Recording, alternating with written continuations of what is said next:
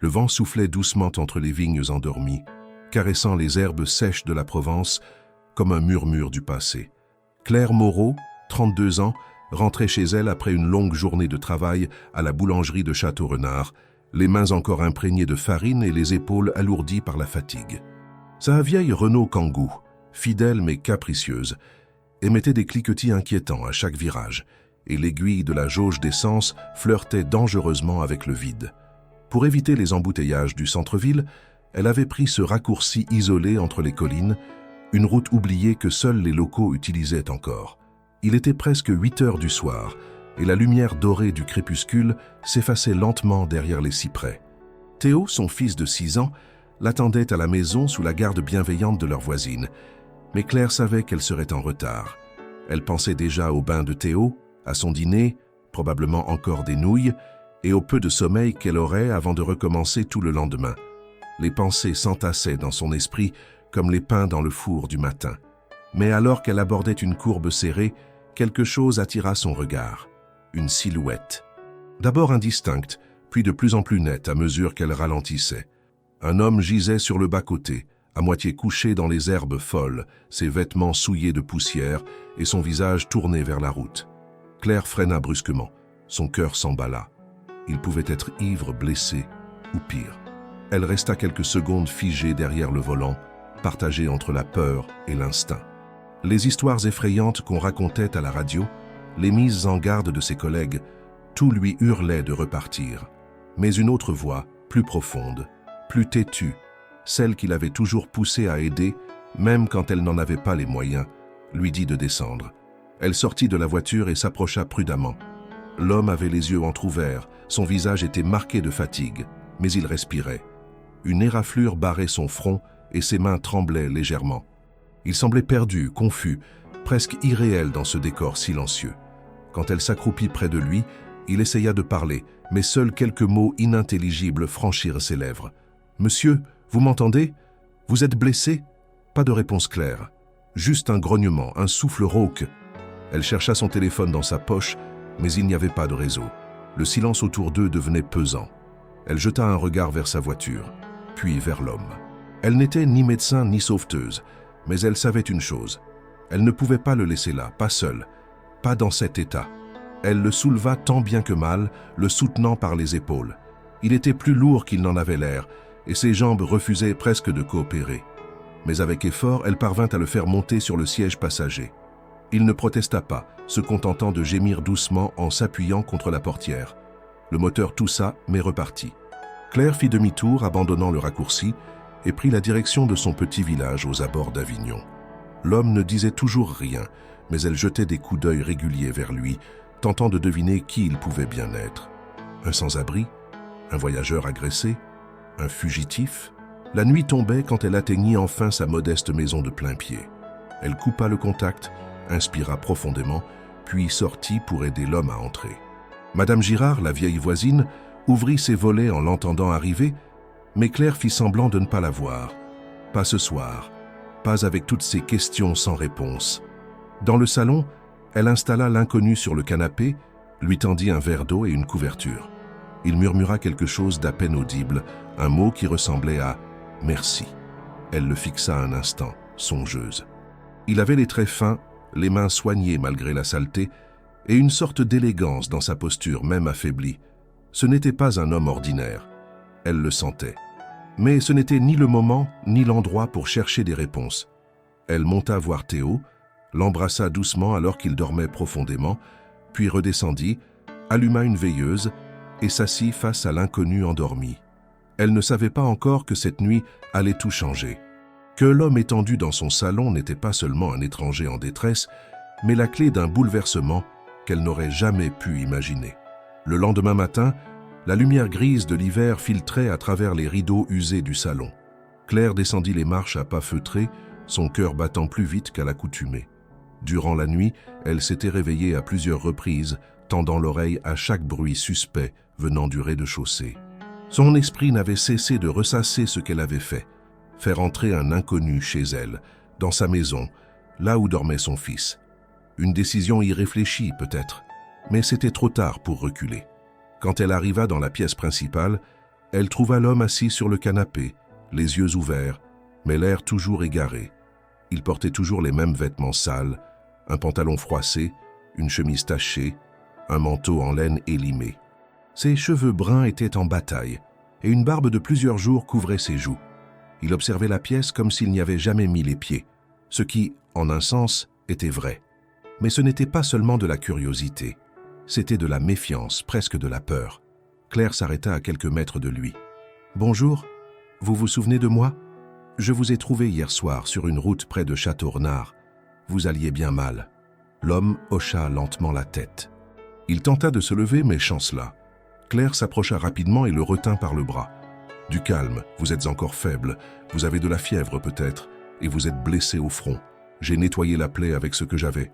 Rien de grave, je crois. » Il se rassit, dos voûté, comme s'il portait un poids invisible. Claire, avec un soupir, alla chercher une tasse de café, la posa devant lui sur la petite table.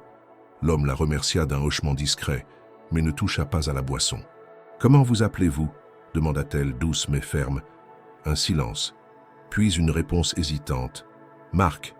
Et votre nom de famille » Un nouveau silence, plus long. « Je ne sais pas. » Claire le dévisagea. Il ne semblait pas jouer la comédie. Son regard fuyant, sa voix cassée, sa posture renfermée, tout en lui criait la confusion. « Vous avez perdu la mémoire » Marc haussa les épaules, puis soupira. « Je me souviens de choses, mais pas de moi. C'est flou. Tout est flou. » Claire fronça les sourcils, mais décida de ne pas insister. Elle avait vu des cas de traumatisme dans les journaux, des gens qui, après un choc violent, perdaient toute notion de leur identité. Et s'il disait vrai, s'il venait de subir quelque chose d'assez grave pour effacer jusqu'à son propre nom? Avez-vous des papiers sur vous? Un téléphone? Quelque chose qui pourrait nous aider à comprendre qui vous êtes? Il secoua la tête. Rien, tout a disparu. Même mes chaussures sont usées comme si j'avais marché des jours. Claire se leva, alla fouiller le manteau qu'il avait laissé replié sur une chaise. Rien dans les poches, à part un mouchoir taché et un bouton détaché. Pas de portefeuille. Pas de clé. Elle sentit un frisson parcourir sa colonne vertébrale. « Vous ne voulez pas aller à l'hôpital ou à la gendarmerie ?» Marc réagit vivement. Il redressa la tête, les yeux soudain vifs. « Non, pas l'hôpital, pas la police. » Cette réaction instinctive alarma Claire. « Pourquoi? Si vous n'avez rien à cacher. Ce n'est pas ça, c'est, je ne sais pas, un mauvais pressentiment. S'il vous plaît, pas maintenant. » Claire l'observa en silence. Il n'avait pas l'air violent, ni drogué, ni fou, juste, brisé et effrayé. Une part d'elle, celle qui avait appris à lire les gens à travers les sourires des clients et les silences des passants, lui soufflait qu'il ne mentait pas, qu'il était réellement perdu. Au même moment, la porte de la chambre s'ouvrit à l'étage.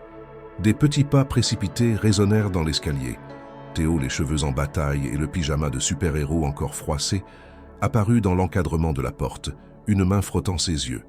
« Maman? C'est qui le monsieur ?» Claire se redressa, prise au dépourvu. Elle jeta un regard rapide à Marc, qui observa l'enfant avec étonnement. Puis, elle s'agenouilla devant son fils. C'est un monsieur qui avait besoin d'aide. Il s'est un peu perdu. Il va rester ici pour se reposer un peu. Tu veux lui dire bonjour? Théo s'approcha sans la moindre hésitation, la curiosité brillant dans ses yeux. Bonjour, monsieur le perdu. Marc, malgré la fatigue, esquissa un sourire sincère. Il tendit la main maladroitement. Bonjour, jeune homme, tu t'appelles comment? Théo. Et j'ai 6 ans. J'aime les dinosaures, les puzzles et les tartines au chocolat. Claire se sentit rougir de gêne. Mais Marc hocha lentement la tête comme s'il mémorisait chaque mot. Ce sont de belles choses à aimer, Théo. L'enfant s'assit au sol et commença à aligner ses petites voitures. Marc le regardait faire, les traits détendus, comme si la présence de l'enfant avait adouci le poids de ses pensées. Claire en profita pour aller préparer le petit déjeuner. Pendant les jours suivants, Marc demeura discret. Il dormait sur le canapé, se réveillait tôt et proposait son aide pour tout. Réparer une étagère bancale, recoller un carreau fendu dans la salle de bain, porter les sacs de course.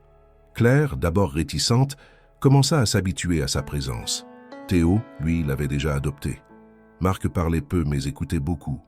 Il semblait comprendre plus qu'il ne le disait, et parfois dans ses gestes, dans sa façon de manipuler un couteau ou de plier un linge, Quelque chose trahissait une éducation soignée. Il n'était pas un marginal, ni un vagabond. Quelque chose clochait. Un soir, après avoir couché Théo, Claire descendit et trouva Marc au piano, un vieux meuble hérité de sa grand-mère, que personne n'avait touché depuis des années. Elle le vit effleurer les touches, puis enfoncer quelques notes, timides au début, puis plus assurées. Une mélodie douce, élégante, nostalgique, envahit la pièce. Claire resta figée dans l'ombre. Marc jouait comme un homme qui avait passé sa vie à caresser les touches d'ivoire, un professionnel sans aucun doute. Et cette fois, elle sentit que les questions allaient devenir inévitables. Qui était vraiment l'homme qu'elle avait recueilli? Au fil des jours, la routine dans la maison Moreau sembla s'adapter à la présence de Marc. Claire, bien qu'encore sur la réserve, avait cessé de le surveiller comme un potentiel danger. Il ne s'imposait jamais, ne demandait rien et refusait toute forme de pitié. Chaque matin, il se levait avant elle, préparait du café, ouvrait les volets, rangeait la vaisselle de la veille. Il s'occupait de petites choses, comme s'il avait toujours vécu là.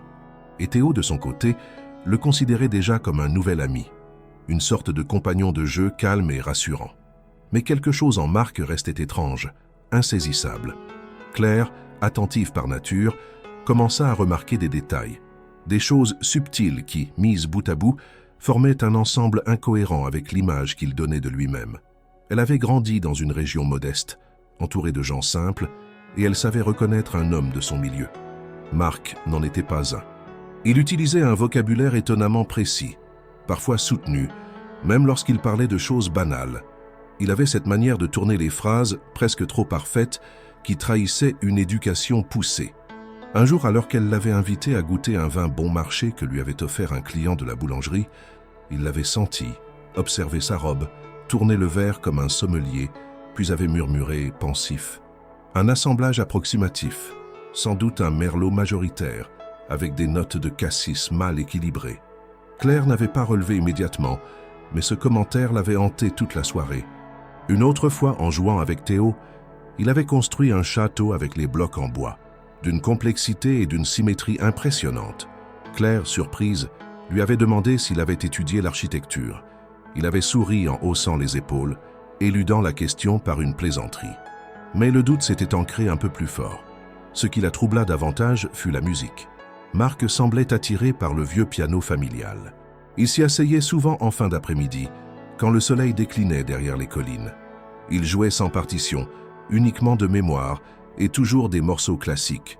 Chopin, Debussy, Ravel. Chaque note résonnait avec une précision et une émotion telle que Claire se retrouvait, sans même s'en rendre compte, immobile sur le pas de la porte, à l'écouter en silence. Cet homme n'avait pas appris à jouer dans une école municipale. Il avait étudié avec les meilleurs. Elle en était convaincue. Un jour, alors qu'elle pliait du linge dans la chambre, elle entendit un son inhabituel venant du salon.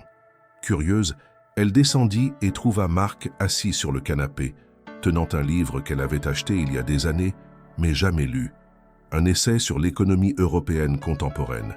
Il lisait avec attention, annotant mentalement les marges du doigt, le front légèrement plissé.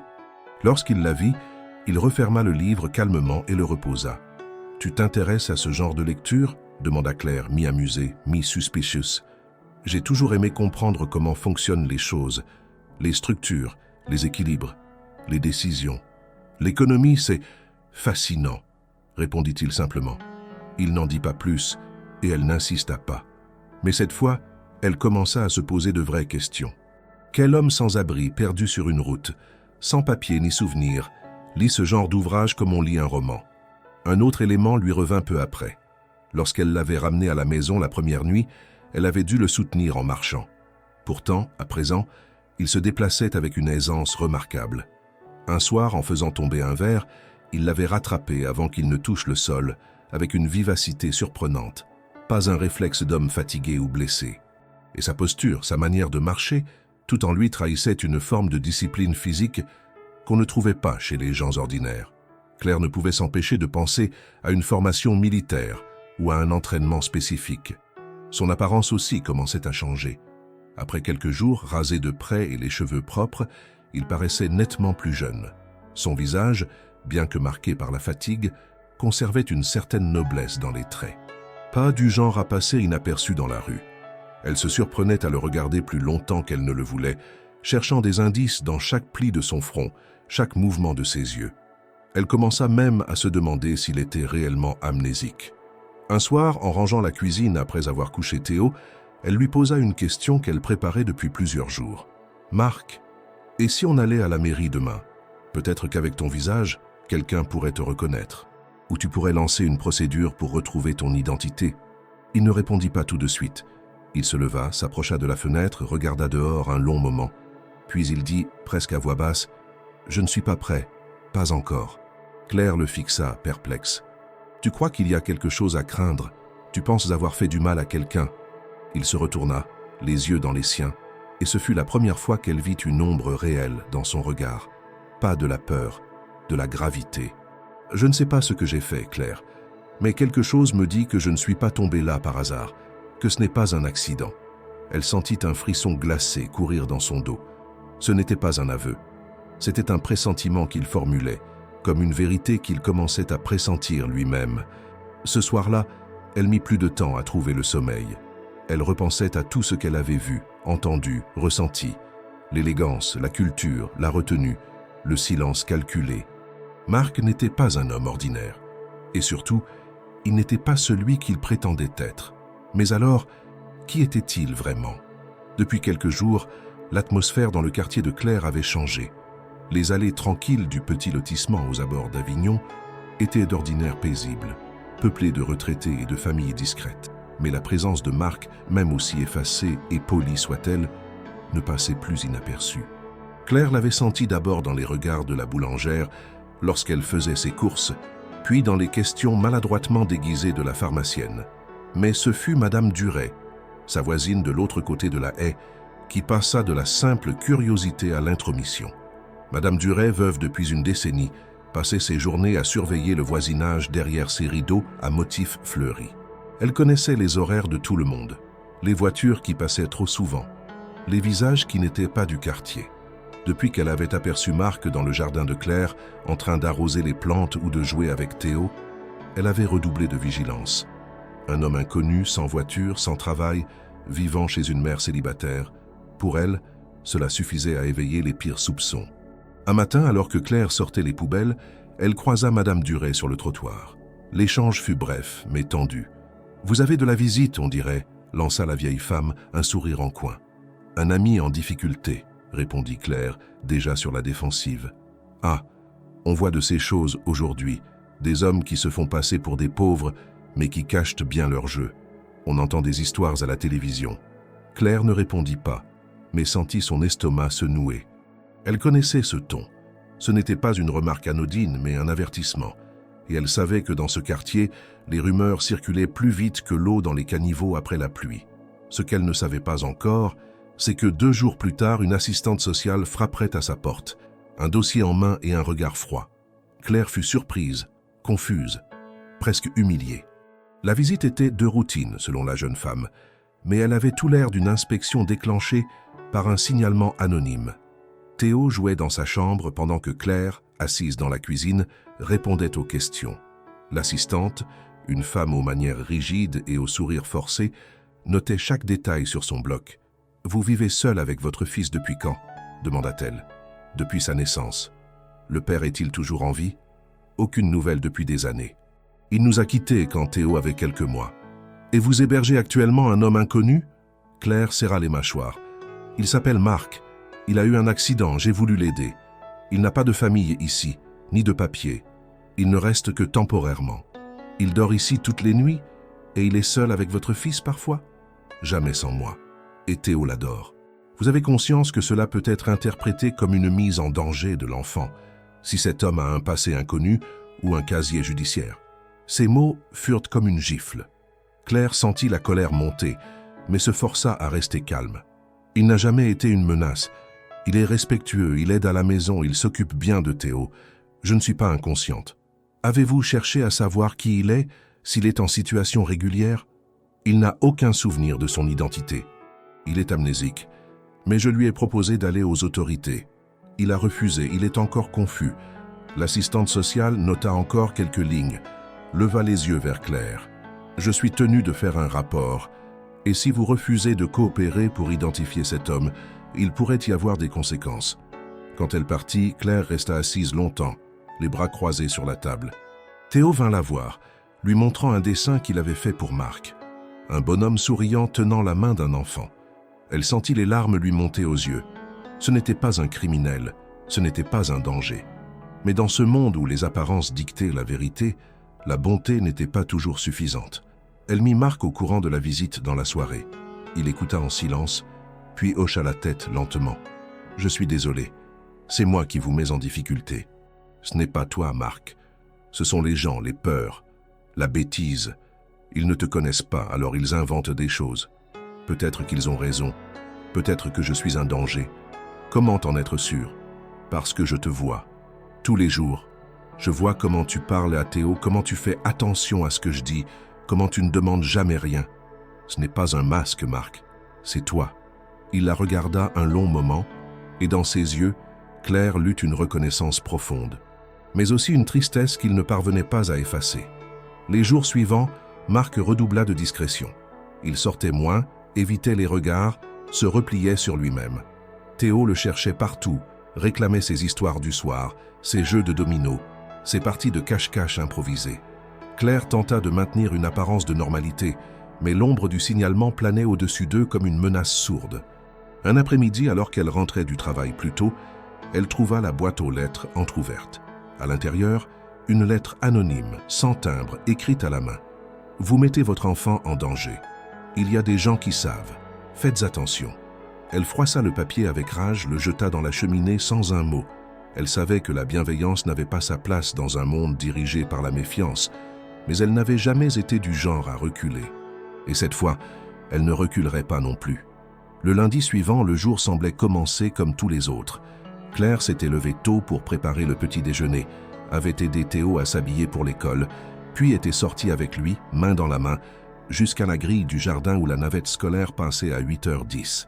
Marc, comme à son habitude, s'était proposé de laver les vitres de la véranda. Il n'avait jamais l'air de vouloir rester inactif, comme s'il se sentait obligé de justifier sa présence.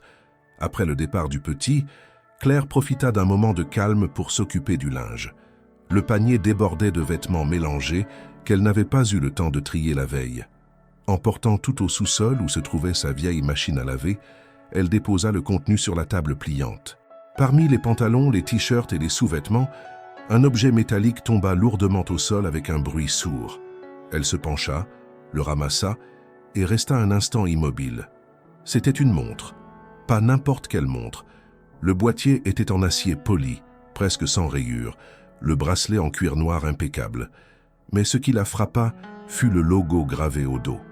Une tête de lion stylisée, entourée d'un cercle finement travaillé, avec une inscription minuscule en anglais. Elle ne s'y connaissait pas beaucoup en marque de luxe, mais elle savait reconnaître un objet de grande valeur quand elle en voyait un. La montre semblait coûter plus cher que sa voiture entière. Claire retourna le cadran, vérifia l'heure affichée, puis observa les détails. La finesse des aiguilles, la profondeur du verre saphir, le poids de l'objet. Ce n'était pas une contrefaçon. Elle en était certaine. Et pourtant, Marc n'avait jamais porté cette montre depuis qu'il était chez elle.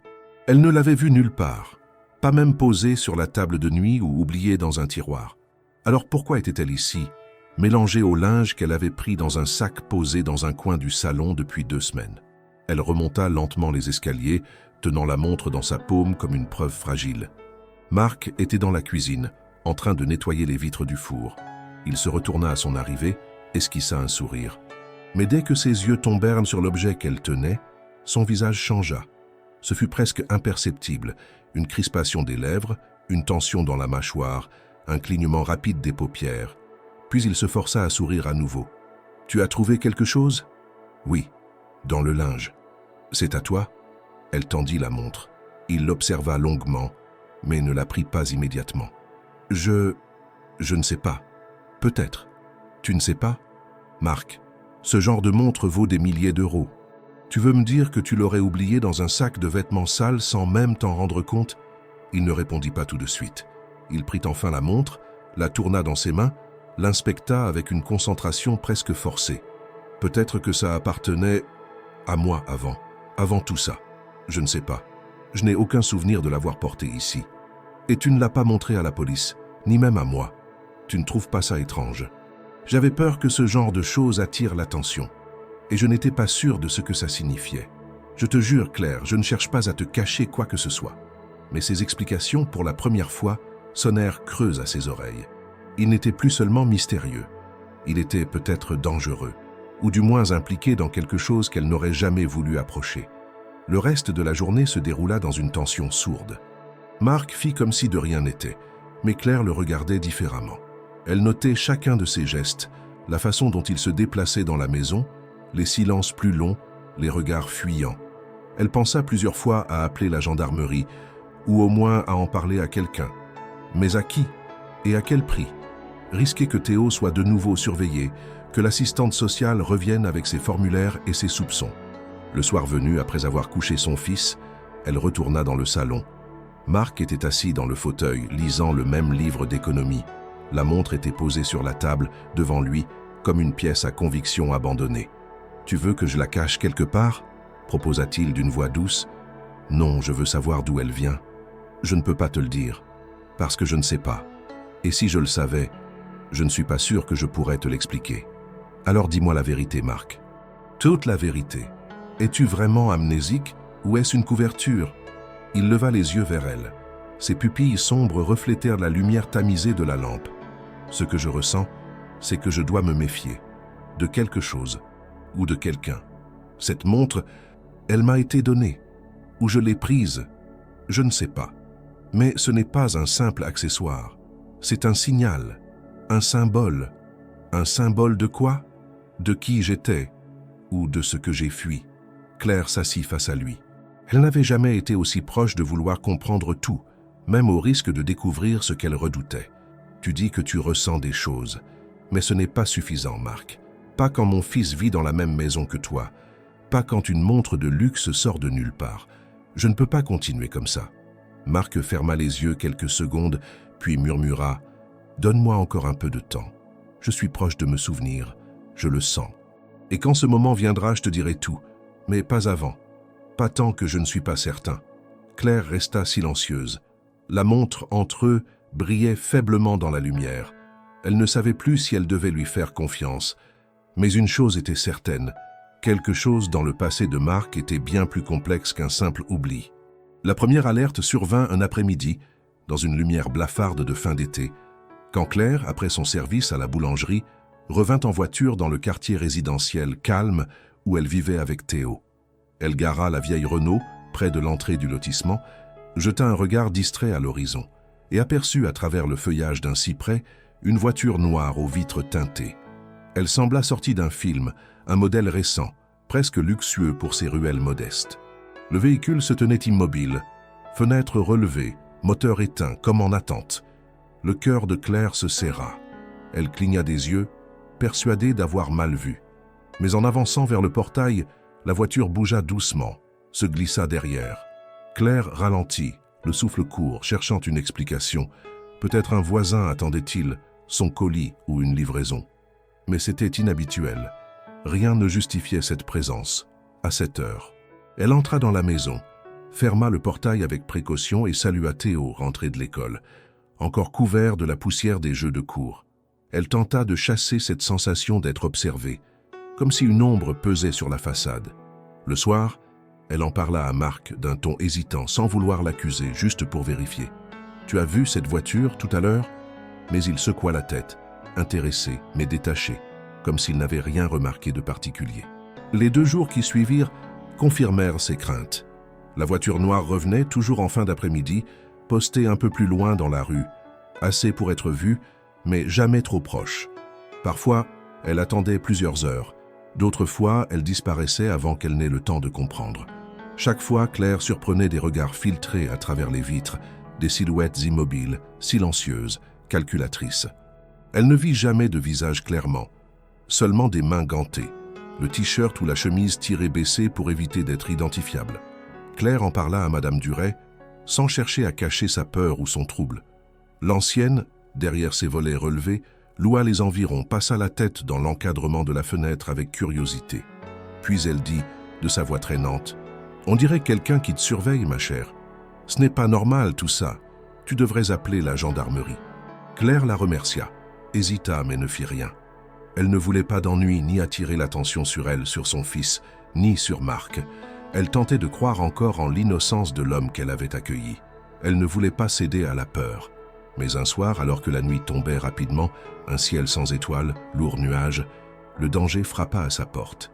Elle rentrait du travail, tard, le cœur battant, suivant le chemin éclairé par quelques réverbères fatigués. La voiture noire la suivait. Elle l'avait vue dans son rétroviseur, sans doute à 50 mètres derrière, mais elle l'aperçut d'abord comme un mouvement imperceptible, puis comme une ombre qui se collait à ses phares. Elle serra le volant, sentit l'angoisse monter dans sa poitrine. Elle accéléra un peu, espérant semer ce témoin silencieux. Mais quand elle atteignit l'entrée du lotissement, la voiture fit de même. Elle la vit se glisser derrière, presque au même rythme, comme si elle adaptait sa vitesse à la sienne. Elle entra dans l'allée, mais la voiture noire ne ralentit pas. Elle poursuivit, comme si elle cherchait à l'encercler. Le cœur de Claire tambourinait. Elle pensa à appeler quelqu'un, même un simple voisin, mais sa main tremblait. Dans le rétroviseur, les phares de la voiture s'étaient rapprochés, luisants comme des yeux prédateurs. Elle pressa le frein. Les pneus crissèrent sur le gravier. Elle coupa le moteur, coupa les phares, resta dans l'obscurité, immobile. Silence, aucun bruit. Puis, après quelques longues secondes, la voiture fit demi-tour, lentement, sans bruit. Claire resta un moment, les yeux fixés sur le portail fermé, le visage blême, la respiration saccadée. Elle ne pleura pas, elle ne fit rien. Elle resta figée, incapable de bouger, incapable de penser clairement. Quand elle entra dans la maison, elle trouva Marc adossé à la porte, l'air inquiet. Le regard qu'il posa sur elle ne fut ni plein d'amour, ni de jugement, mais chargé de tension, de gravité. Il approcha, lui prit la main, posa la paume sur son épaule. « Tout va bien ?» demanda-t-il doucement. Elle ne répondit pas immédiatement. Elle secoua la tête, essayant de reprendre ses esprits. Une voiture m'a suivi, plusieurs fois. Il ferma les yeux, les sourcils froncés. Puis il dit « Je t'avais dit que ce qui me suit ne l'a pas oublié. Il cherche. Toi aussi, je crois. Mais tu es innocente. Pourquoi toi? Pourquoi maintenant ?» demanda Claire. « Et pourquoi moi? Je n'ai fait que t'aider. J'ai sorti la voiture du lotissement, je l'ai conduite ici. Pourquoi ça nous concerne maintenant ?» Marc la fixa longtemps, comme s'il pesait chaque mot avant de les dire, puis lentement. « Parce que le passé que j'ai fui, ce n'est pas seulement le mien. C'est un fardeau que j'ai posé ici, chez toi, en silence. Et certains, très haut placés, ne peuvent pas accepter qu'il ressurgisse. Ils préfèrent qu'il disparaisse. Pour toujours. » Il marqua une pause et continua. « Ils m'ont fait croire que j'étais mort. Ils ont falsifié des documents, effacé toute trace. Si je reparais, si je tentais de revenir, ils viendraient à me chercher. Et quiconque m'aidait risquerait de disparaître avec moi. C'est leur loi. » Un accord tacite de silence et d'ombre. Claire sentit un frisson courir le long de son dos. Elle repassa en mémoire le regard glacial de cette voiture, le silence qui l'avait entourée, la peur insistante. Elle réalisa qu'elle n'avait cessé de fuir depuis son geste de générosité. Elle avait cru offrir un refuge. Elle avait allumé une bougie dans une nuit déjà trop sombre, et maintenant, la flamme vacillait, menacée par un vent cruel. « Tu veux dire qu'il pourrait revenir? Ici ?» demanda-t-elle, la voix tremblante. « Je ne sais pas. Et je n'ai pas ce soir, dit-il. Mais si je peux éviter le danger, si je peux choisir un autre chemin, je te le demanderai. Pour toi, pour Théo. » Elle le regarda, songeant aux nuits passées, au sourire timide de l'enfant, aux instants volés de tendresse et d'espoir. Puis, sans savoir pourquoi, elle sentit la colère monter, mêlée à une détermination nouvelle. Si ces gens croyaient qu'il pouvait faire un trou dans sa vie, qu'il pouvait la faire plier, ils se trompaient. Elle n'était pas forte, non. Elle était lasse. Mais elle aimait son fils, et elle avait pris ce risque. « Si tu veux, je t'aiderai, » dit-elle calmement. « Mais pas avec ta vie uniquement, avec la mienne aussi. Parce que ce que tu vis, ce que tu fuis, je le refuse. Je n'accepte pas qu'innocent et vulnérable en paye le prix. Tu n'es pas seul. » Marc la regarda, la surprise dans les yeux. Il ouvrit la bouche, voulut parler, mais à la place il hocha la tête, lentement, comme s'il mesurait le poids de ses mots.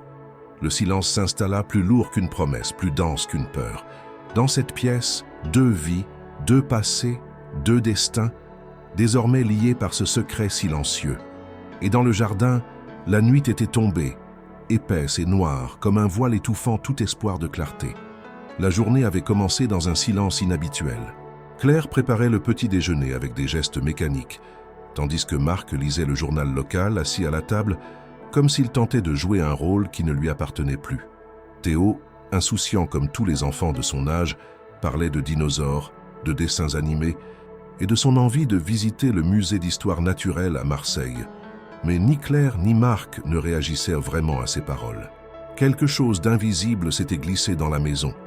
Un malaise latent, tendu comme une corde sur le point de rompre. Depuis l'apparition de la voiture noire, Claire avait cessé de se convaincre que Marc n'était qu'un homme perdu. Chaque geste, chaque silence, chaque regard qu'il posait sur la rue avait un poids nouveau. Elle le voyait observer discrètement les angles de la maison, les horaires des passants, les fenêtres des voisins. Ce n'était pas de la paranoïa, c'était de l'expérience. Il avait les réflexes d'un homme qui s'était déjà caché. Et s'il disait vrai qu'il avait été effacé volontairement, alors sa présence ici n'était pas seulement un danger potentiel. Elle était une bombe à retardement. Ce soir-là, après avoir couché Théo, elle s'installa dans le salon face à Marc. Il lisait encore, toujours ce même livre, comme si c'était une échappatoire. Elle lui enleva doucement le livre des mains, le posa sur la table basse et croisa les bras. « Il faut qu'on parle. Maintenant, pas demain. Pas quand tu seras prêt. Maintenant, Marc. » Il resta un instant immobile, puis hocha la tête et se redressa. Son regard ne fuyait pas le sien. « Je t'écoute. Je veux des réponses. Depuis le début, je t'ai protégé, nourri, logé. Je t'ai fait confiance. Mais aujourd'hui, je vis dans la peur. J'ai été suivi, menacé, inspecté par les services sociaux. Tu dis que tu ne te souviens pas, mais ton comportement, tes connaissances, ta manière de parler, de bouger, rien en toi ne correspond à quelqu'un d'amnésique. Tu sais exactement ce que tu fais.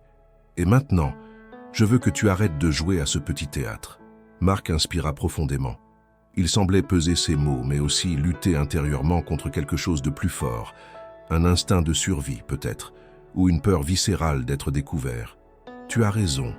Je ne suis pas un simple homme perdu. Je t'ai menti sur certaines choses. Pas parce que je voulais te manipuler, mais parce que j'avais besoin de savoir si je pouvais te faire confiance. Et crois-moi, ce n'est pas facile pour moi de te dire ce que je vais te dire maintenant. » Claire ne répondit pas. Elle ne voulait pas de détour, seulement la vérité, brute. « Je suis en fuite, oui. Pas de la justice, pas des autorités, mais de gens puissants, très puissants. Le genre d'individus que tu ne vois jamais dans les journaux, mais qui dirigent des entreprises, des investissements, des fonds que même les États craignent de contrarier. J'ai travaillé avec eux. J'ai fait partie de leur monde. Et puis, un jour, j'ai découvert quelque chose. J'ai mis le doigt sur une opération, un détournement, une trahison à l'intérieur même du groupe. Quelqu'un m'a piégé. Et plutôt que de m'expliquer ou de m'arrêter, ils ont préféré me faire disparaître. » Claire sentit une sueur froide lui couler dans le dos. Elle n'était pas prête pour ce genre d'histoire, mais elle voulait savoir jusqu'au bout. Alors pourquoi ne pas tout dire à la police? Tu as peur de quoi exactement? Tu crois que ces gens laissent des traces? Tu crois qu'ils utilisent leur vrai nom? Tu crois qu'ils n'ont pas des policiers, des juges, des avocats dans leur poche? Si je me présente au commissariat, je disparais avant même d'avoir pu dire mon nom. J'ai tenté de contacter quelqu'un au début, une avocate, une ancienne collègue. Elle a disparu 2 jours plus tard. Son appartement a été vidé, son numéro effacé de tous les réseaux. Depuis ce jour, j'ai coupé tout contact. Je me suis enfoncé dans l'anonymat volontairement. Claire se leva, fit quelques pas, les bras croisés. Elle n'arrivait pas à croire ce qu'elle entendait. Tout cela semblait invraisemblable, mais le regard de Marc ne mentait pas. Il ne cherchait pas à dramatiser. Il disait les choses comme elles étaient, simplement, et ça les rendait encore plus effrayantes. Et tu crois vraiment pouvoir échapper à tout ça? Tu penses qu'en vivant chez moi, en te cachant, tu vas réussir à les faire oublier? Non, je sais qu'ils ne m'ont pas oublié. Je l'ai senti dès que cette voiture est réapparue. Je pense qu'ils ne savent pas encore où je suis exactement. Mais ça ne durera pas. Et je ne veux pas que toi et Théo soyez mêlés à ça. Je vais partir, Claire. Demain matin, avant que tout devienne incontrôlable. » Elle se retourna brusquement. « Tu crois que partir va régler le problème. Tu crois que je vais pouvoir continuer ma vie comme si de rien n'était. Tu es entré dans nos vies. Tu as changé notre quotidien. Tu as donné un sens à certaines choses qui étaient mortes en moi depuis longtemps. Tu crois vraiment que tu peux juste disparaître maintenant? Marc resta silencieux. Il semblait absorbé par ses pensées, comme s'il savait qu'elle avait raison, mais refusait d'en tirer les conséquences. « Alors fais-moi confiance, » reprit-elle, plus calmement. « Ne pars pas comme ça. Dis-moi tout ce que tu sais. Donne-moi les noms, les dates, les documents. Tu me dois au moins ça. » Il secoua lentement la tête. « Tu n'as pas idée de ce que tu me demandes. Si tu sais, tu deviens un maillon. Et ils détruisent tous les maillons. Je suis déjà un maillon, Marc. Depuis le jour où je t'ai ramassé sur cette route. Alors ne me sous-estime pas, dis-moi. » Un long silence s'installa. Marc se leva, alla vers le piano, souleva le couvercle. Il effleura les touches, joua 3 notes, puis s'interrompit. Il ouvrit ensuite la petite trappe à partition sous le clavier. Il y inséra la main, fouilla, puis en sortit une enveloppe beige, usée, pliée plusieurs fois. Il la tendit à Claire. « Ce n'est pas grand-chose. Mais c'est tout ce que j'ai gardé. Un indice. Un point de départ. Si quelque chose m'arrive, tu sauras. » Claire prit l'enveloppe sans un mot. Elle la tint entre ses mains, avec la sensation qu'elle venait de franchir une ligne invisible. Rien ne serait plus jamais comme avant. Marc retourna s'asseoir. Il la regarda longuement, comme pour la graver dans sa mémoire. Puis il murmura. « Je ne suis pas venu ici par hasard. Je crois que je cherchais un refuge. Mais j'ai trouvé bien plus que ça. J'ai trouvé quelqu'un qui voit encore au-delà de la peur. » Claire ne répondit pas. Elle n'avait pas besoin de mots. Cette nuit-là, elle ne dormit pas. Pas par crainte des voitures noires, ni des silhouettes dans l'ombre, mais parce qu'elle savait que le véritable combat ne faisait que commencer. La nuit tomba rapidement sur Avignon. Le ciel était d'un noir profond, sans lune visible, et l'air portait une humidité lourde, annonciatrice d'un orage. Claire verrouilla les portes plus tôt que d'habitude, puis ferma les rideaux de toutes les fenêtres, éteignant les lumières une à une, jusqu'à ce que seule une petite lampe dans le couloir éclaire faiblement l'entrée. Théo dormait profondément, un bras hors de la couverture, les cheveux en bataille. Claire s'arrêta quelques secondes à la porte de sa chambre, le regardant avec cette angoisse silencieuse que seules les mères connaissent. La peur de ne pas pouvoir le protéger contre quelque chose qu'on ne comprend pas totalement. En bas, Marc s'installait sur le canapé du salon visiblement tendu. La décision de rester encore une nuit avait été prise d'un commun accord, mais dans son regard, Claire voyait qu'il luttait contre l'envie de fuir. Il ne l'avait pas dit ouvertement, mais quelque chose avait changé depuis l'incident de la veille. Il vérifiait les verrous, inspectait les recoins et se déplaçait dans la maison avec cette prudence particulière à ceux qui savent qu'ils sont ciblés. Il était près de 2 heures du matin quand Claire fut réveillée par un bruit sourd venant du rez-de-chaussée. D'abord flou, comme un choc étouffé, puis un grincement trop long, trop lent pour être accidentel. Elle se redressa d'un coup dans son lit, tendit l'oreille.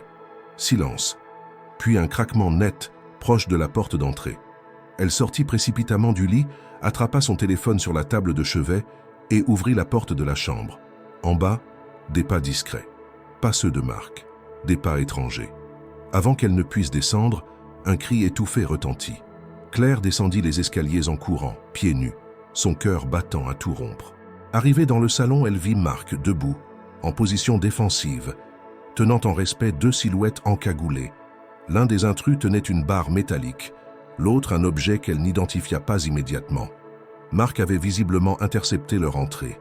Il n'était pas armé, mais ses gestes étaient calculés, son regard tranchant. Il n'y avait plus de traces de confusion en lui.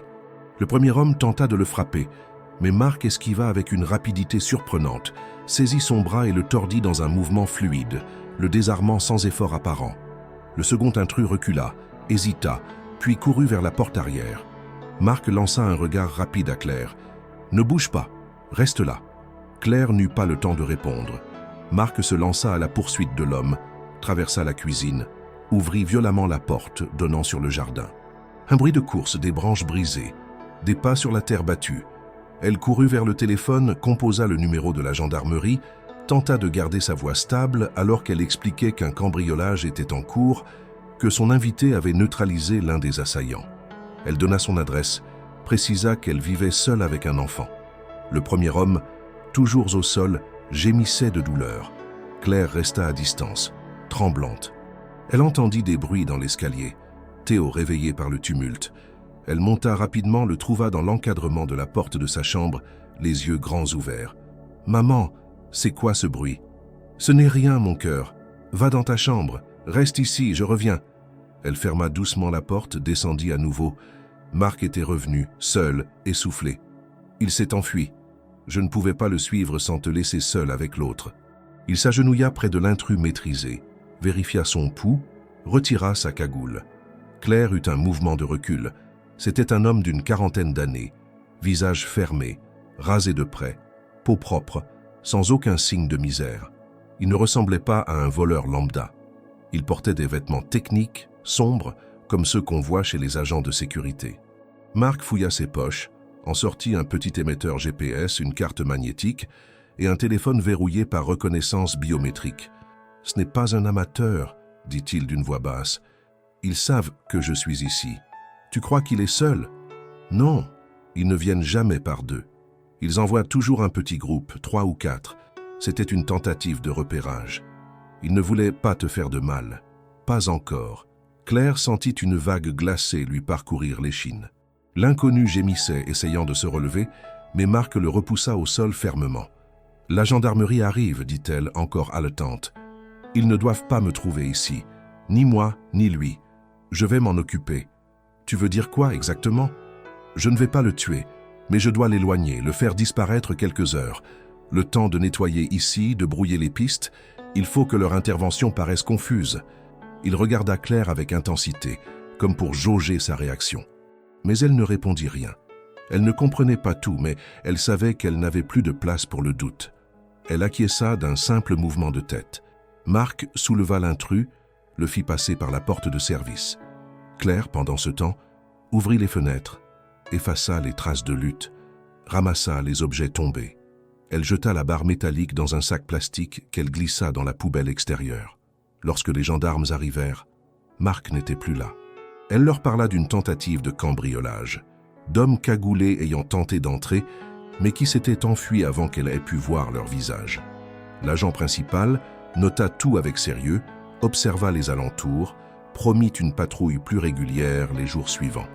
Ils restèrent une trentaine de minutes, puis repartirent, promettant de la rappeler si quelque chose de suspect revenait. Quand Marc revint, peu avant l'aube, il avait les vêtements froissés, les traits tirés, mais les yeux clairs. Il s'installa à la table de la cuisine face à Claire. Ce n'était pas un avertissement, c'était un premier acte. Le prochain sera plus violent. Tu crois qu'ils veulent te tuer? Pas moi, pas tout de suite. Mais toi, Théo, tu n'es plus hors de danger. C'est pour ça que je dois agir. Maintenant, je ne peux plus rester passif. Alors, on fait quoi? Marc la regarda longtemps, comme s'il décidait en cet instant même de lui révéler quelque chose qu'il n'avait jamais osé dire. Il posa les 2 mains sur la table, pencha légèrement la tête. « Il y a une chose que je t'ai cachée. Une lettre, cachée ici, dans ton piano. Elle contient la clé. Et maintenant, je crois que tu dois la lire. » Claire ne posa aucune question. Elle savait que cette lecture allait tout changer. Mais après cette nuit, plus rien ne pouvait l'effrayer davantage. Le lendemain matin, une lumière blafarde baignait la maison encore silencieuse. Claire, assise seule dans le salon, observait le piano familial d'un regard fixe. La pièce avait repris son apparence ordinaire, mais rien n'était plus normal. Le canapé, la table basse, les rideaux, tout semblait désormais appartenir à un décor fragile, comme si l'illusion d'une vie tranquille pouvait se briser à chaque instant. Dans sa main, elle tenait une lettre jaunie, pliée avec soin, dont le papier légèrement épais témoignait de son importance. Marc lui avait dit que cette lettre avait été glissée là, bien avant qu'il prenne conscience de sa situation, comme un réflexe, un geste de survie. Elle l'avait trouvée derrière la façade interne du piano, glissée entre 2 feutres, protégée comme un trésor. Théo, encore endormi à l'étage, avait passé une nuit agitée. Claire l'avait veillé sans fermer l'œil. Après les événements de la nuit précédente, elle n'avait plus de place pour le doute, pour l'hésitation. Elle avait attendu que le jour se lève pour ouvrir la lettre, espérant que la lumière du matin puisse dissiper au moins une partie de l'obscurité dans laquelle elle s'enfonçait depuis des semaines. Elle déplia lentement le papier. L'écriture, soignée, en lettres majuscules bien formées, trahissait une habitude de précision. Le message n'était pas long. mais chaque mot semblait peser avec une exactitude chirurgicale. À Monsieur D.L. Si tu lis ceci, c'est que le plan a échoué ou que tu as été contraint de fuir avant d'avoir pu reprendre le contrôle. Tu n'es plus en sécurité. Ils t'ont repéré. Le conseil a décidé d'agir plus vite que prévu. Nous n'avons pas réussi à bloquer la dernière session. L'argent est déjà en mouvement. Tu dois impérativement récupérer les codes à Paris. Tout est encore là, mais pas pour longtemps. La cellule de la rue des Gravilliers est toujours active. Adresse-toi à Danton. Il te doit sa liberté, il saura.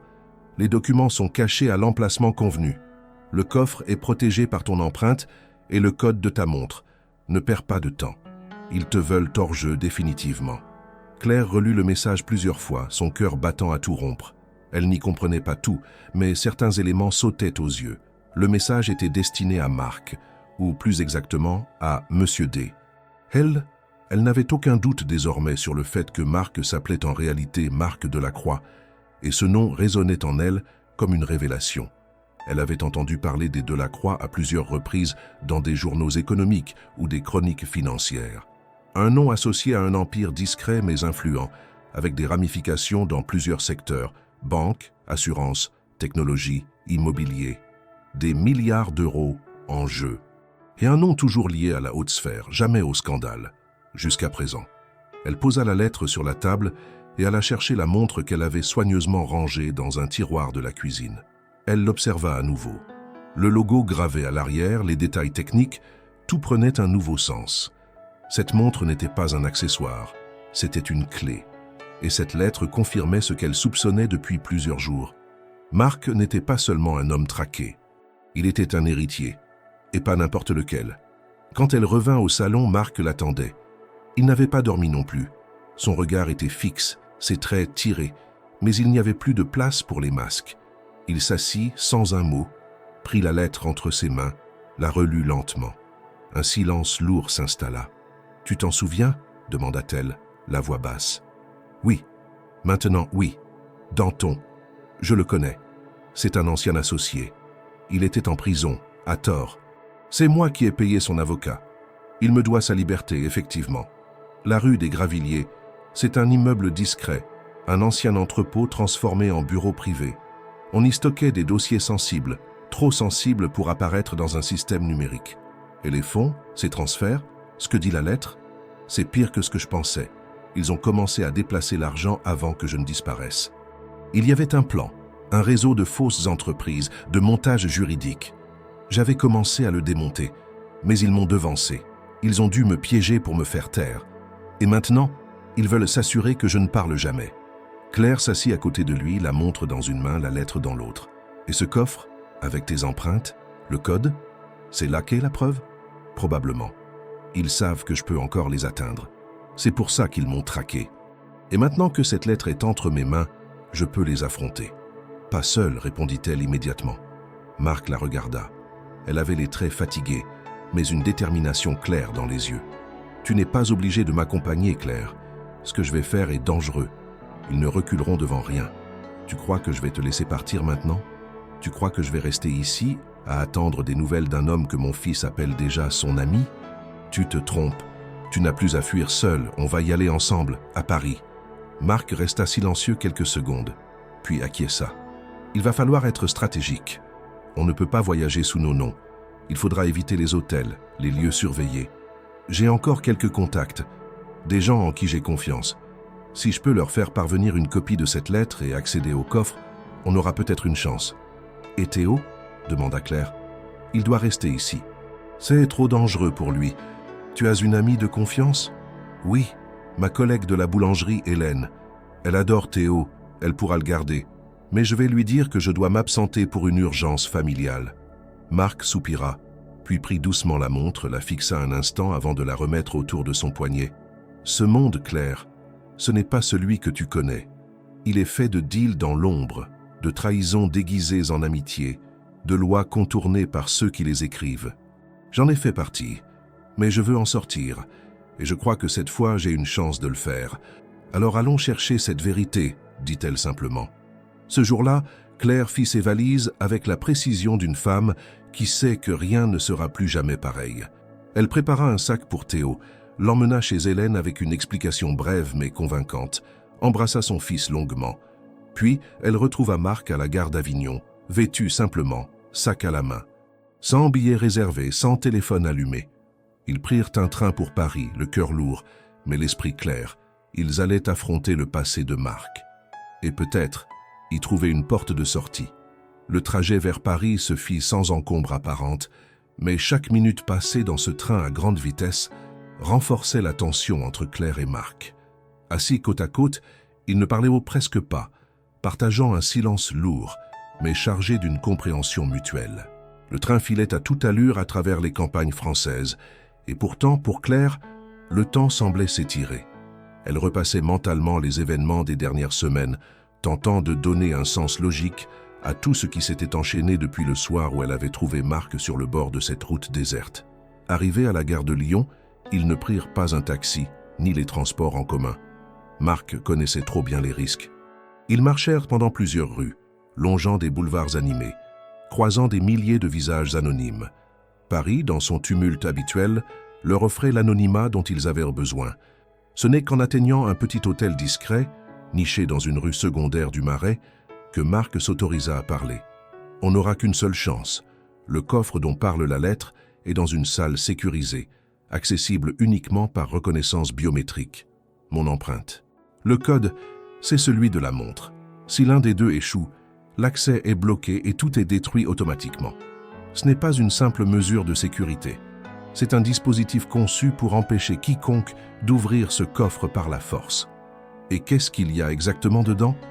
Des relevés de comptes, des documents internes, des contrats falsifiés, des preuves de transfert vers des paradis fiscaux, mais surtout la structure du réseau qui les relie.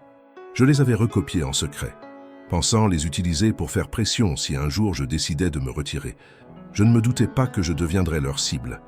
Claire comprenait mieux maintenant pourquoi il n'avait jamais voulu tout lui révéler. Ce qu'il détenait n'était pas seulement dangereux, c'était explosif. Une bombe à fragmentation capable de détruire des fortunes, des carrières, des réputations. Ils passèrent la nuit dans une chambre étroite mais propre. Claire, allongée sur un lit simple, ne dormit que par courtes périodes. Marc, dans le fauteuil près de la fenêtre, resta éveillé presque toute la nuit, surveillant la rue, la main toujours près de la valise contenant la lettre et la montre.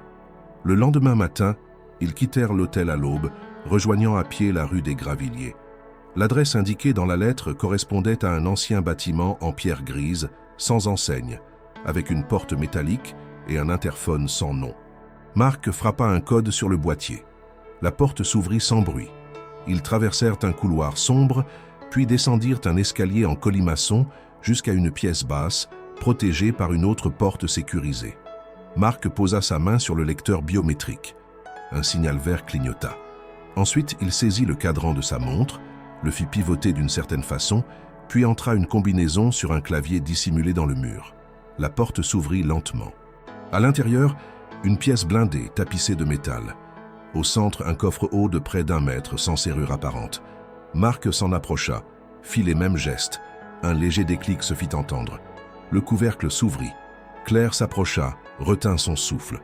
Le contenu était organisé dans des chemises épaisses, des dossiers marqués de noms de sociétés, des disques durs, des clés USB, des relevés de transactions bancaires. Marc les regardait avec une intensité presque douloureuse. Il toucha un à un les documents comme s'il retrouvait une part de lui-même. Il en prit une dizaine, les rangea dans une mallette discrète qu'il avait apportée. « On a ce qu'il faut. Maintenant, il nous faut un avocat. Tu as dit que tu en connaissais un ? » ?»« Oui, Pascal Lemoine, ancien associé de mon père. Il m'a vu grandir. Il est droit. Il saura quoi faire. » Ils se rendirent à son cabinet dans le 8e arrondissement. Pascal Lemoine les reçut dans son bureau tapissé de livres juridiques. Un homme d'une 60aine d'années, au regard franc et au geste calme. Lorsqu'il vit Marc, il resta figé quelques secondes. « Marc, c'est vraiment toi ? » ?»« Oui, je suis vivant, Pascal. Mais pas pour longtemps si je ne fais rien. J'ai besoin de ton aide. » Marc déposa la mallette sur la table, l'ouvrit, sortit les documents, les étala. Lemoine se pencha, lut rapidement quelques lignes, fronça les sourcils. « Mon Dieu, tu comprends ce que tu détiens là ? Tu pourrais faire tomber des ministres, des PDG, des magistrats. Je sais, c'est pour ça que je te les donne. Je veux que tu les utilises pour m'innocenter et pour exposer ceux qui ont tenté de me faire disparaître. » Le moine prit un instant, puis acquiesça lentement. Il faudra tout organiser méticuleusement. Déposer les preuves à plusieurs endroits, contacter des journalistes fiables, monter un dossier solide avant toute annonce officielle. Mais on peut le faire. Tu as une chance de reprendre ta vie, et même de la nettoyer. Claire écoutait, silencieuse. Elle n'était pas du monde de ces hommes, mais elle comprenait l'enjeu. Et elle comprenait aussi que Marc venait de franchir un point de non-retour. En fin de journée, après avoir sécurisé les documents et lancé les premières démarches, ils quittèrent le cabinet. Sur le trottoir, Marc s'arrêta. Il regarda Claire droit dans les yeux. « Je t'ai tout dit. Maintenant tu sais. Je ne suis pas un inconnu. Je suis Marc Delacroix, héritier d'un empire que je n'ai jamais demandé. Et aujourd'hui, je me bats pour reprendre ce qui est juste. Pas pour moi, mais pour que personne d'autre ne paie le prix de leur silence. » Claire le regarda sans détour. Elle posa une main sur son bras. « Tu n'es plus seul dans ce combat, et tu ne le seras plus. » Le retour à Avignon ne se fit qu'après 2 jours entiers passés à Paris. Chaque heure occupée à construire une ligne de défense solide autour de Marc et de son dossier. L'avocat Pascal Lemoine avait été à la hauteur de la tâche, mobilisant une équipe de confiance composée de juristes expérimentés, d'un ancien juge retraité et d'un expert en cybersécurité. Le tout dans un silence absolu pour éviter toute fuite. Le plan était clair. Rassembler les preuves dans des lieux sûrs, rédiger une plainte complète à déposer au bon moment, préparer une divulgation à la presse au cas où les institutions tenteraient d'étouffer l'affaire. Le tout devait être synchronisé comme une opération chirurgicale. Marc avait également pris une décision importante. Il ne voulait plus fuir. Il ne voulait plus se cacher. Cette fois, il était prêt à réapparaître publiquement, mais pas seul, et pas sans une stratégie. En accord avec le moine, il décida d'organiser une conférence confidentielle à Paris, réunissant quelques figures médiatiques influentes, connues pour leur indépendance. Il fallait que, dès que son nom ressurgirait, l'attention médiatique soit si forte que ses ennemis ne puissent plus l'éliminer sans se compromettre eux-mêmes. Et pour que tout cela fonctionne, il lui fallait une alliée à ses côtés. Claire. Elle n'avait jamais demandé à entrer dans ce monde. Et pourtant, elle avait déjà prouvé qu'elle était capable de tenir tête à la peur, à la pression, au doute. En l'écoutant, en l'abritant, en le confrontant, elle avait traversé tout ce que la plupart auraient fui. Et désormais, elle allait participer à la dernière étape, faire éclater la vérité. Ils rentrèrent dans le Vaucluse dans la nuit, évitant les grands axes, roulant lentement dans une voiture louée sous une fausse identité. À leur arrivée, Claire retrouva Théo sain et sauf endormi dans le salon d'Hélène, qui leur ouvrit la porte avec un mélange d'inquiétude et de soulagement. « Tu vas bien ?» demanda-t-elle en serrant Claire dans ses bras. « Oui, mais je te raconterai tout plus tard. Merci pour tout. » Hélène hocha la tête, devinant que la situation allait bien au-delà de ce qu'elle pouvait imaginer. Chez elle, Claire trouva la maison inchangée mais un peu plus froide, comme si l'absence et l'inquiétude l'avaient figée. Elle coucha Théo, puis rejoignit Marc dans la cuisine. « Alors ?» demanda-t-elle en s'asseyant en face de lui. « C'est prêt. Tout. On va à Paris la semaine prochaine. Le moine a organisé la conférence. Il m'a recommandé de ne pas apparaître seul. Et surtout, il m'a conseillé d'avoir à mes côtés quelqu'un de vrai, de simple, de crédible, quelqu'un qui me ramène à la réalité. Il a pensé à toi. » Claire ne répondit pas tout de suite. Elle prit le temps de réfléchir, de peser les risques. Mais au fond, elle savait déjà qu'elle accepterait. Elle n'avait jamais eu peur de se battre pour ce qui était juste, même si cela signifiait s'exposer, même si cela signifiait remettre en cause sa vie tranquille. « D'accord, je serai là. Je ne sais pas ce que l'avenir nous réserve, Claire, mais je veux que tu saches que sans toi, je ne serais probablement plus en vie. Tu m'as offert un refuge, une chance, une humanité que j'avais oubliée. Et peu importe ce qu'il se passera après, ça, je ne l'oublierai jamais. » Le jour de la conférence arriva. Elle se tint dans une salle privée d'un hôtel discret de Paris, sécurisée et accessible uniquement sur invitation. Parmi les invités, 2 journalistes d'investigation, un ancien membre de la haute autorité financière, une ancienne ministre et un représentant d'une ONG anticorruption. Pascal Lemoine prit la parole en premier, expliquant brièvement les circonstances, l'origine des preuves, leur fiabilité. Puis il invita Marc à se lever. Ce fut un moment de silence absolu. Tout le monde savait qui il était, Tout le monde croyait qu'il avait fui avec des fonds, qu'il avait trahi sa propre famille, qu'il s'était vendu. Son retour, vivant, calme, organisé, avec un dossier structuré, prit l'assemblée de cour. Mon nom est Marc Delacroix. J'ai été victime d'un complot orchestré par des membres de ma propre direction. Ils ont voulu me faire taire pour s'approprier le pouvoir. Mais je suis ici pour rétablir la vérité. Je ne suis pas revenu pour me venger. Je suis revenu pour que justice soit faite. Il présenta quelques documents clés, expliqua les montages financiers, les sociétés fictives, les comptes offshore. Les journalistes prenaient des notes frénétiquement. Les visages se crispaient, les murmures montaient. Puis il désigna Claire. Voici Claire Moreau, une femme qui m'a recueilli sans rien me demander. Elle ne savait pas qui j'étais. Elle m'a offert un toit, un repas, un peu de chaleur humaine. Elle m'a confronté, m'a soutenu, m'a aidé à me souvenir de qui j'étais vraiment. Sans elle, rien de tout cela ne serait possible. Claire, debout à ses côtés, ne dit rien. Elle n'avait pas besoin de mots. Sa présence suffisait. La conférence fut un succès. Les premiers articles sortirent dès le lendemain, avec photos floues, témoignages croisés, analyses détaillées. Le nom de Marc Delacroix revint dans les médias, mais cette fois avec une autre image, celle d'un homme traqué devenu justicier. Les premières réactions furent brutales. Plusieurs responsables cités dans les documents nièrent tout en bloc, mais le dossier déposé au parquet national financier fut jugé recevable et extrêmement documenté. Des convocations furent émises. Des perquisitions discrètes eurent lieu. Marc resta discret dans les jours qui suivirent, vivant à l'écart sous protection.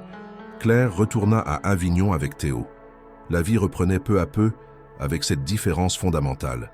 Elle savait désormais que sa simple bonté avait provoqué une onde de choc à l'échelle nationale. Elle avait aidé un inconnu, et ce geste avait renversé un empire corrompu. Les semaines qui suivirent la conférence de presse furent marquées par une série d'événements rapides, presque vertigineux, comme si le temps avait décidé de se rattraper après les mois de silence, de peur et de clandestinité. La presse nationale et internationale se saisit de l'affaire Delacroix avec un appétit féroce. Le nom de Marc, désormais réhabilité dans l'espace public, faisait la une des journaux les plus sérieux, accompagné d'analyses détaillées, de chronologies complexes, retraçant les mouvements financiers, les conflits internes au sein du groupe Delacroix Investissement et les premières conséquences judiciaires. La justice, sous pression médiatique et populaire, n'eut pas d'autre choix que d'agir vite. Le parquet national financier, armé des documents fournis par Marc et son avocat, lança une série de convocations. Plusieurs dirigeants de la holding, dont 2 anciens associés proches de la famille Delacroix, furent placés en garde à vue. Des perquisitions eurent lieu simultanément à Paris, à Genève, à Bruxelles. Des biens furent saisis, des comptes gelés, des mandats d'arrêt internationaux émis contre des administrateurs résidant à l'étranger. Marc, de son côté, ne participa que partiellement aux premières procédures. Il fut entendu par les enquêteurs en tant que victime et témoin principal, sous haute protection. L'avocat Pascal Lemoine orchestrait chaque mouvement avec précision, exigeant la transparence des autorités tout en assurant la sécurité de son client. Une cellule spéciale fut mise en place pour éviter les représailles ou les tentatives de discrédit. La réaction de l'opinion publique fut largement favorable. L'image de Marc, non plus comme un héritier gâté et fuyant, mais comme un homme traqué qui avait refusé la corruption, résonnait avec force. Son parcours, ponctué par la chute, la perte d'identité, la rédemption à travers l'aide d'une inconnue, toucha une population souvent méfiante envers les élites économiques. Les médias parlèrent de lui comme d'un symbole d'intégrité retrouvée, mais ce ne fut pas seulement Marc qui attira l'attention.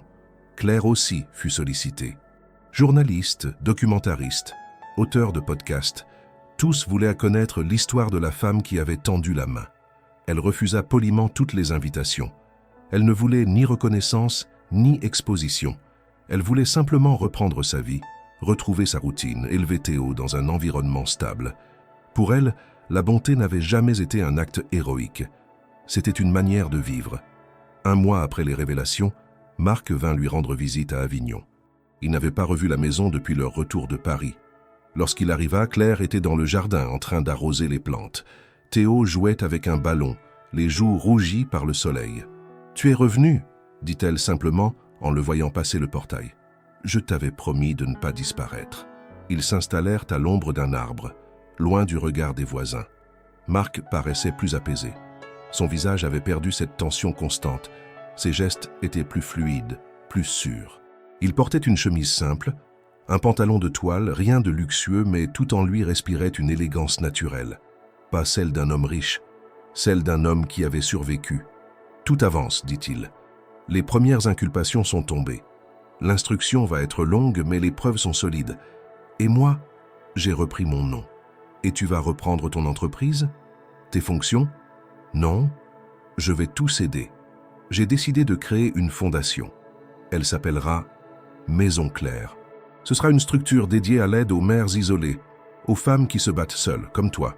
Je ne veux plus gérer des millions d'euros pour les faire fructifier. Je veux qu'ils servent à quelque chose de réel. » Claire le regarda longuement. Elle ne répondit pas tout de suite. « Et pourquoi mon nom? Parce que tu m'as sauvé. Pas seulement la vie. Tu m'as redonné une direction. Tu m'as montré que la dignité ne se trouve pas dans les chiffres, mais dans les actes. » Il lui tendit une enveloppe. À l'intérieur, des documents juridiques. Une maison à son nom. Pas la sienne actuelle, mais une plus grande, rénovée, située non loin de là. Avec un jardin, une chambre pour Théo, une cuisine moderne et de quoi recevoir des gens. « Je ne peux pas accepter ça, dit-elle aussitôt. Tu peux, et tu dois. Ce n'est pas un cadeau, c'est une reconnaissance. Tu as ouvert ta porte à un inconnu, en risquant ta sécurité, celle de ton fils. Tu as tenu bon quand tout semblait te dépasser. C'est une manière pour moi de rétablir l'équilibre. Et si je refuse, alors je construirai cette maison quand même. Et je la laisserai vide, jusqu'à ce que tu changes d'avis. » Claire sourit, la première fois depuis longtemps sans retenue. Elle sentit ses défenses céder légèrement. Pas à cause de l'argent, ni du confort, mais parce qu'elle comprenait que pour Marc, cet acte n'était pas de la charité.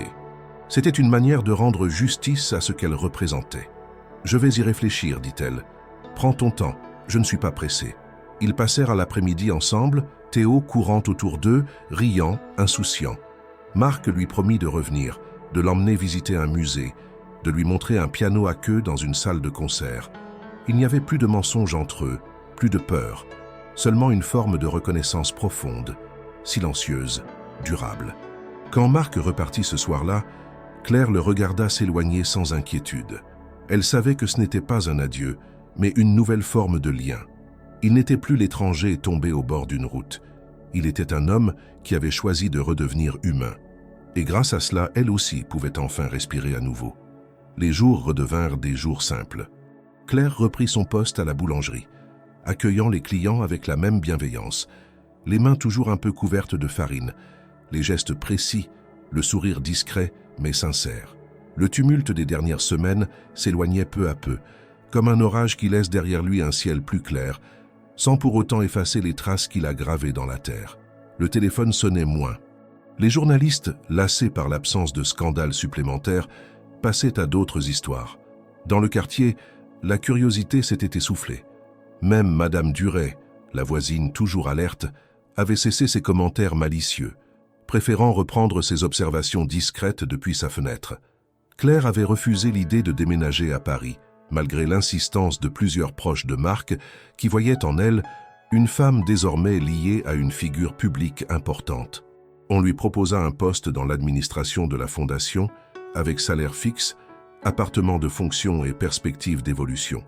Elle remercia poliment, mais déclina. « Je suis utile ici », avait-elle dit à Marc. « C'est ici que Théo a ses repères.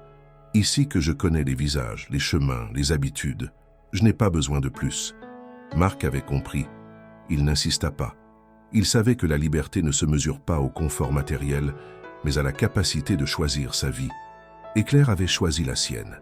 Une vie modeste mais paisible, dans laquelle elle pouvait élever son fils sans pression, sans exposition, sans devoir se justifier. Théo, lui, avait grandi sans vraiment saisir l'ampleur des événements. Pour lui, Marc restait le monsieur du piano, celui qui racontait des histoires pas comme les autres, qui savait jouer les morceaux qu'il entendait à la radio sans jamais regarder une partition. Il venait parfois le chercher à l'école, l'accompagnait au parc, lui parlait comme à un égal. Théo n'avait jamais eu de père présent. Dans les yeux de l'enfant, Marc remplissait un vide, sans jamais essayer de le remplacer. Un samedi de printemps, Claire organisa un petit déjeuner dans son jardin. Elle avait invité Hélène, quelques collègues de la boulangerie, 2 voisines qu'elle appréciait et bien sûr, Marc. Il arriva en retard, comme toujours, prétextant un rendez-vous avec un notaire, mais apporta une tarte faite maison qui fit sensation.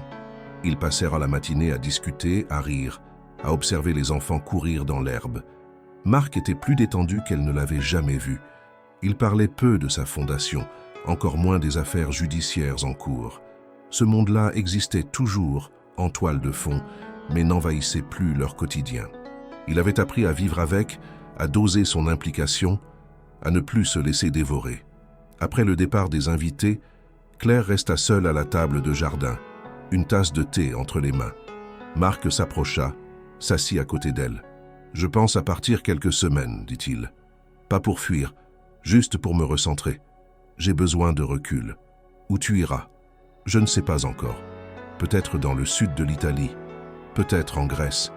J'ai toujours voulu marcher sans téléphone, sans emploi du temps, juste sentir le vent et le silence. » Claire hocha la tête, sans surprise.